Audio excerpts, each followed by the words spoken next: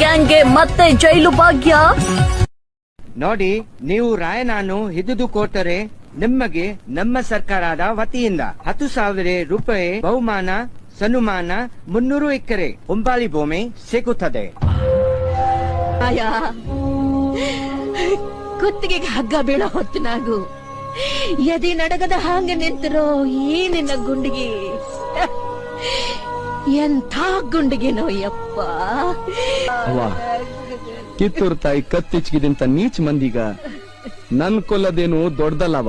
ಅಯ್ಯೋ ಅಣ್ಣ ತಂದಿರ, ಅಕ್ ತಂಗಿರ, ತಂದೆ ತಾಯಂದ್ರ, ನಿಮ್ಮ ಅಭಿಮಾನಕ್ಕ ನಾ ಕೈ ಜೋಡಿಸ್ತೀನಿ.